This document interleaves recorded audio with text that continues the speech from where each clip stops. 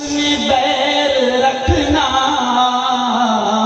मजहब नहीं सिखाता, आपस में बैर रखना।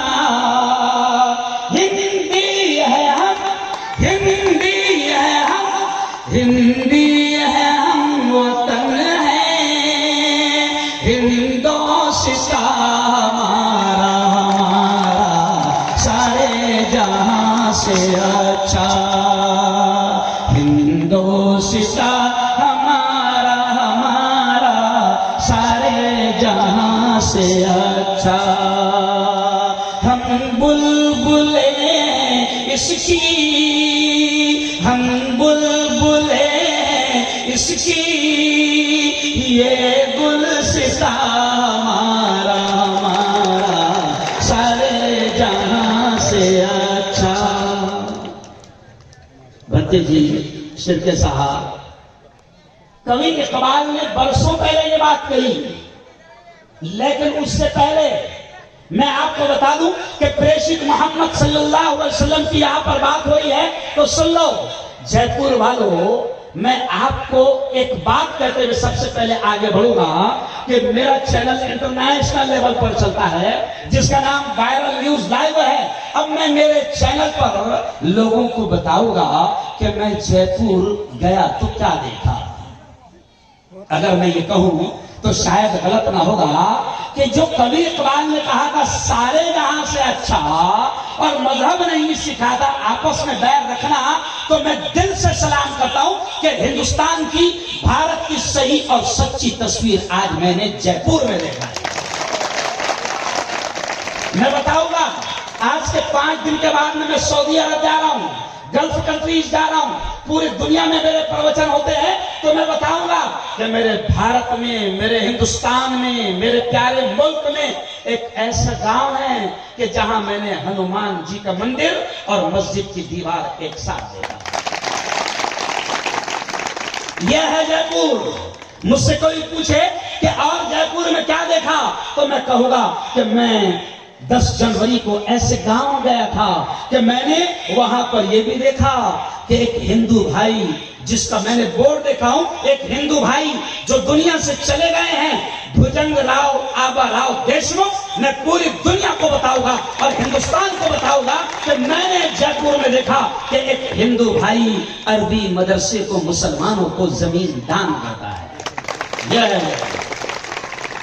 मुझसे पूछा जाएगा, मीडिया वाले पूछेंगे कि 10 जनवरी को राष्ट्रीय एकात्मता परिषद में और क्या आपने देखा, तो मैं कहूंगा कि मैं जयपुर गया था और मैंने इरफान पठान और गांव के एक एक आदमी और एक एक युवा और एक एक बहन की मेहनतों से मैंने जयपुर में 10,050 पेड़ों का एक प्लांट देखा। तो कुदरत से दोस्ती रखते हैं जयपुर वाले। शिरके साहब, कुदरत से दोस्ती रखते हैं जयपुर वाले। आज मैं थोड़ा सा उस पर ही बोलूंगा, लेकिन चलिए आइए, सबसे पहले मैं कह रहा कि कवि इकबाल ने बरसों पहले ये कहा था कि सारे जहां से अच्छा हिंदुस्तान हमारा, मजहब नहीं सिखाता आपस में बैर रखना।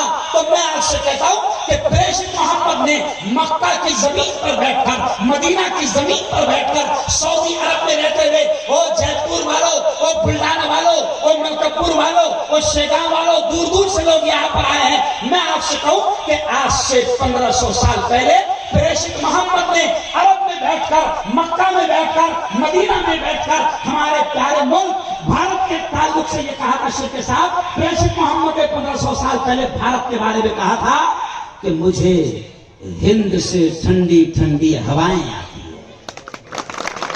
क्या कहा? मुझे हिंद से ठंडी ठंडी हवाएं आती है। तो भंते जी, मैं कहता हूं भारतवासियों से कि अगर 1500 साल पहले मक्का में बैठकर, मदीना में बैठकर, अरब में बैठकर प्रेषित मोहम्मद ने कहा कि मुझे हिंद से ठंडी ठंडी हवाएं आती है, तो जयपुर वालों, मलकापुर वालों, शेगांव वालों, खानगा वालों, बुल्ढाना वालों, भारतवासियों, सुनो, अब हमको ये देखना पड़ेगा कि कौन शैतान है जो ठंडी हवाओं को गर्म कर रहा है। हमें देखना पड़ेगा। कौन शैतान है जो ठंडी हवाओं को गर्म कर रहा है। और मैं समझता हूं कि आज इरफान पठान, मौलाना सद्दाम और गांव के लोगों की मेहनतें शायद इसी तरफ इशारा कर रही है। इसीलिए उन्होंने आज वक्त की जरूरत को महसूस करते हुए राष्ट्रीय एकात्मता परिषद को सजाया। और मैं अब ये कह रहा हूं कि आज आपका ये जो प्रोग्राम हो रहा है ना, ये सिर्फ जयपुर में नहीं हो रहा है। मेरा चैनल लाइव शुरू है। जयपुर वालों, आज आपके इस शानदार पवित्र प्रोग्राम को अमेरिका भी देख रहा है, लंदन भी देख रहा है, सऊदी अरब भी देख रहा है। और जयपुर से पूरे भारत में यह पैगाम जाएगा कि अब मुल्क को जरूरत है कि एकता का, शांति का, प्यार का, सद्भावना का एक माहौल अमन का बनाया जाए। जरूरत है इस बात की। अभी कोरोना वायरस गया, कोरोना वायरस में आपने देखा होगा कि ऑक्सीजन की जरूरत थी, नहीं मिल रहा था। इसके बाद आपने इशारा किया ना, ऑक्सीजन की जरूरत थी, नहीं मिल रहा था। अब मैं भारतवासियों को यह पैगाम दे रहा हूं कि इस वक्त जैसे हवाओं की आपको मुझे जरूरत है, जैसे जल की, पानी की आपको मुझे जरूरत है, जैसे खाने पीने की आपको मुझे जरूरत है, आज मैं भारतवासियों को पैगाम दे रहा हूं कि जयपुर से यह आवाज उठ रही है कि इस वक्त भारत को, जैसे एक इंसान को, एक मानव को हवा, पानी, खाने की जरूरत है, उसी तरीके से इस प्यारे मुल्क को इस वक्त एकता, अमन और शांति की जरूरत है। क्यों? क्या वजह है?